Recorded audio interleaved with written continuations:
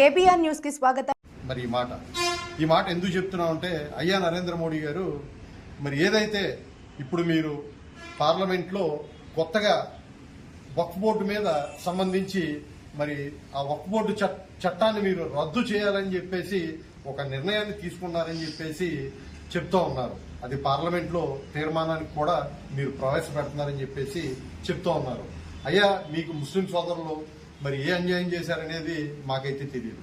ఎందుకంటే మేమందరం కూడా ఇక్కడ ఉన్నటువంటి హిందువులు కానీ, ఇక్కడ ఉన్నటువంటి క్రిస్టియన్స్ కానీ, ఇక్కడ ఉన్నటువంటి ముస్లింస్ కానీ, అంటే మతాలకు అతీతంగా మేమందరం కూడా కలిసికట్టుగానే బాయి అనే విధంగా మేమందరం అయితే మరి కలిసికట్టుగా ప్రయాణం చేస్తూ ఉన్నాం. ఎందుకంటే హిందువుల పండుగలు ఏదైనా ఉంటే మా ముస్లింస్ చెప్తే మేము అక్కడికి వెళ్తా ఉన్నాం. మా రంజాను బక్రీదులకి వాళ్ళు మా దగ్గరికి వస్తూ ఉన్నారు.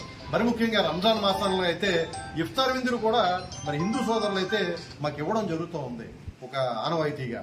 మరి ఇలాగ మేము అందరం కూడా కలిసికట్టుగా ఉన్న ఈ యొక్క మత విద్వేషాలని మీరు రెచ్చగొట్టి మతాల మీద చిచ్చు పెట్టే విధంగా మీ యొక్క పరిపాలన అంటూ సాగుతుందని చెప్పేసి మేమందరం కూడా ముస్లిం సోదరులు చాలా బాధతో చెప్తూ ఉన్న విషయం ఏంటంటే, మాకు ఇప్పటిది కాదు ఈ వక్ఫ్ బోర్డు చట్టం, ఎన్నో ఏళ్ల నాటి ఈ యొక్క చట్టాన్ని రద్దు చేసి మీకు అనుగుణంగా ఈ యొక్క చట్టాన్ని అమలుపరుచుకునే విధంగా మీరు ఈ వక్ఫ్ బోర్డు యాక్ట్ని కూడా మార్చాలనే ఉద్దేశాన్ని మీరు విరమించుకోవాలని చెప్పేసి ముస్లిం సోదరులు అందరూ కూడా ముక్త కంఠంతో మరి ఏదైతే మరి ఇండియాలో ఉన్నటువంటి ముస్లిం సోదరులు అందరూ కూడా పార్లమెంట్లో ఉన్నటువంటి మన రాష్ట్రపతి గారికి ఈమెయిల్ ద్వారాగా కూడా మెసేజ్లు పంపడం జరిగింది.